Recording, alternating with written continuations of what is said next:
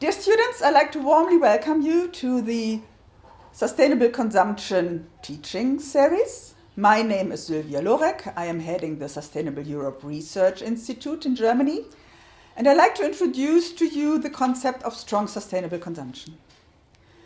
The concept aims to uncover that a lot of things we are talking about using the term sustainable consumption are, in fact, if at all, something heading towards less unsustainable consumption.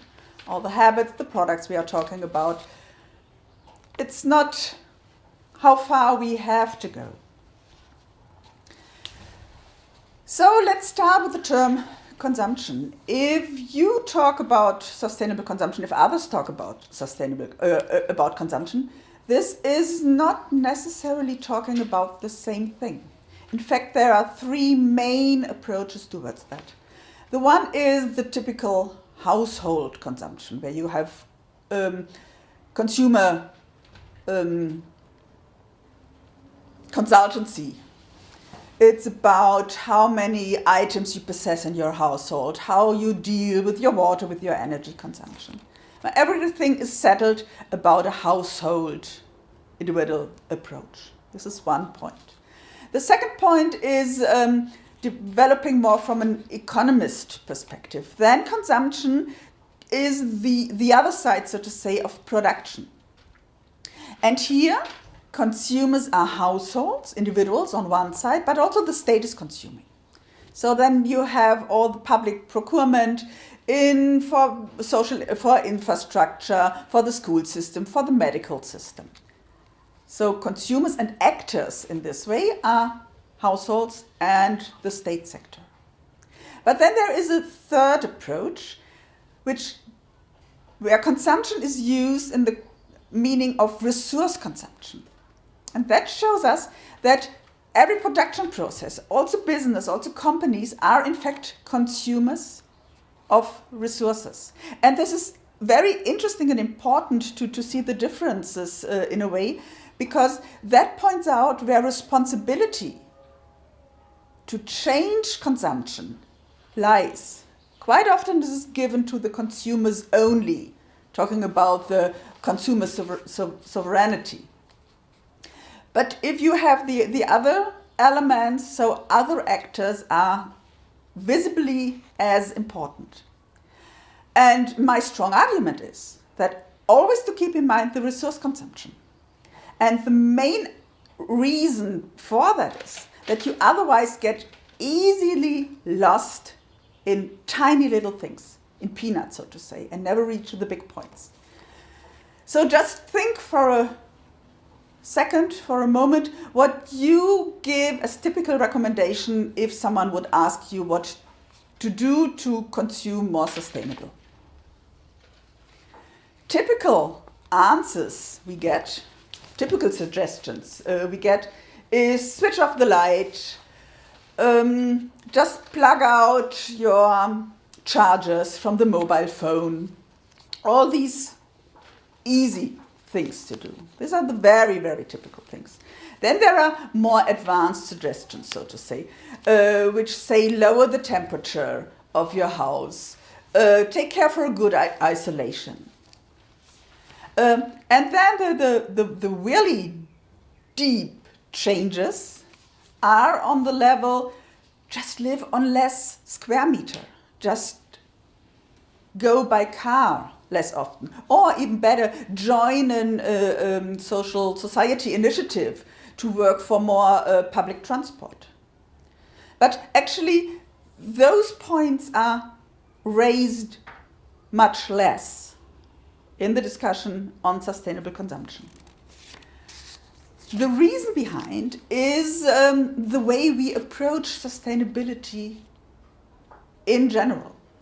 So even after 30 years using this term, dealing with the topics, our impression, our approach towards sustainability is still quite dominated by economic thinking. I don't have to explain to you, I suppose, if you are listening to this series, that sustainability has the element of economic, of social, of environmental aspects.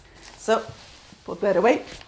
Actually, we are still living in a situation where we have this as economy and the social and the ecological aspects as a kind of Mickey Mouse ears on the economy.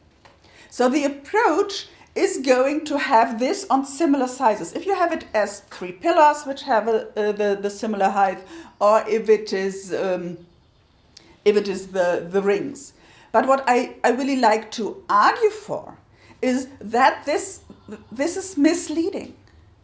So there's also a concept to be taken very serious, to consider that nature is where everything comes from. You can't discuss with nature. Nature is setting the limits and is providing everything. And within nature, the social systems are constructed by us and can be changed. And the economy is part of the social system, which we can change. Even we know it's very resistant against change, but it can be changed and it has to be changed. And if we go towards such a logic, then we have to discuss things differently. Then we don't talk about getting the prices right anymore, but think for more reallocation of resources. Then we don't talk, if it comes to political and public authorities' responsibility, no longer about sustainable public procurement, but if it is a political task to limit unsustainable options.